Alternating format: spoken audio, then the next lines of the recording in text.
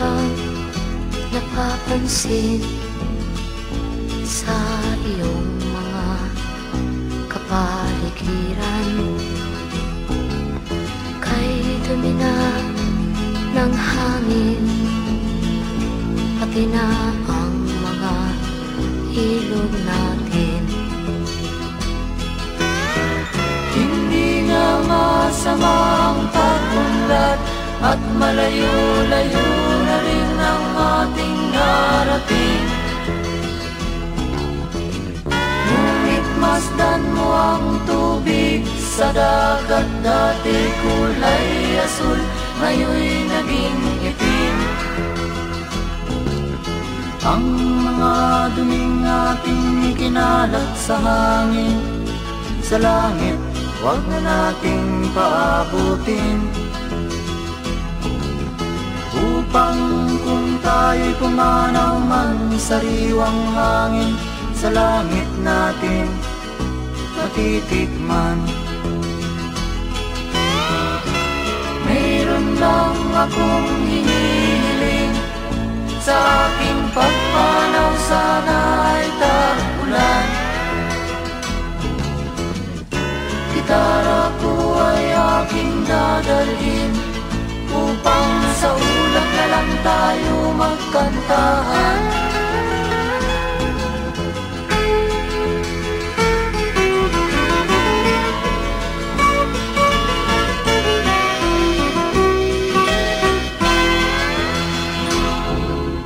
Ang mga batang ngayon lang isinilang, may hangin pa kayang matitikman? May mga puno pa kaya silang aakyatin? May mga ilog pa kayang lalamuyan? Bakit di natin pag-isipan ang nangyayari sa ating kapaligiran?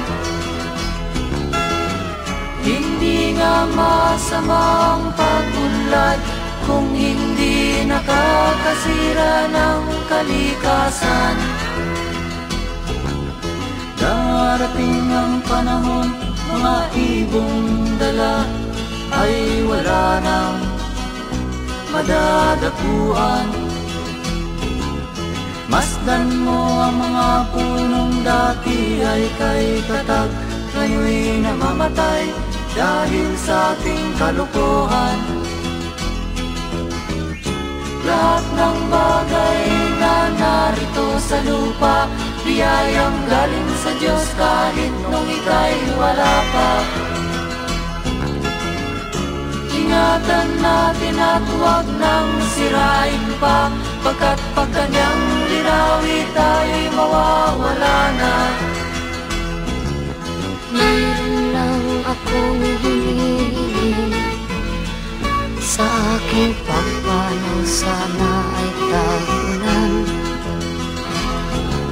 Gitara ko ay aking dadalhin, upang sa ulap na lang tayo magkantahan.